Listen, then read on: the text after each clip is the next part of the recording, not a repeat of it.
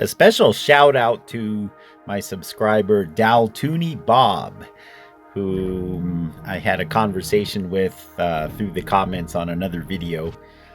And he had mentioned being in South Florida and there not being many rocks there. And I have some cool rocks from Florida and I've had some interesting rock experiences there. So I thought I would share a brief video about them. The rock that you're seeing now is a piece of what I believe is the Ocala limestone, which I got at a landscape place in Central Florida, where my mom was living at the time. And what's amazing about this particular rock is that the shells are completely gone, and what's left are the molds and the casts, which is kind of in my mind, a rare combination. You can clearly see the gap where the actual shells used to be.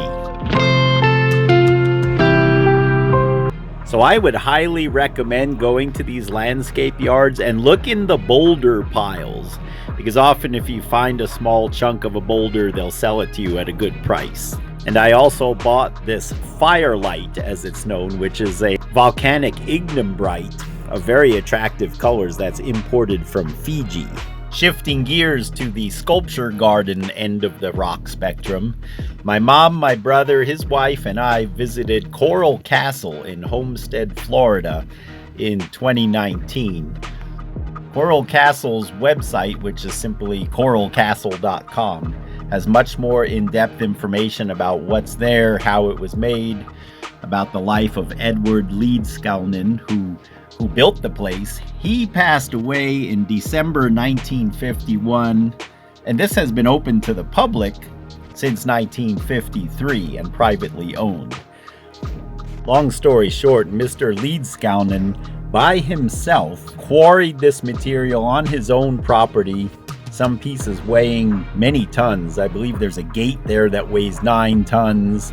You can see how large some of these pieces are, and they're all of the local fossiliferous limestone.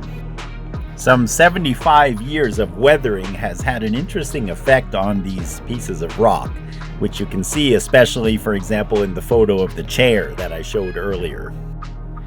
And as a stone sculptor myself of sorts, I would definitely recommend a visit to Coral Castle.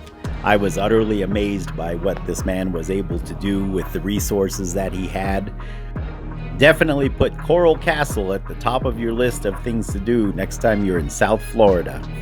Thanks for sticking with me. God bless you guys.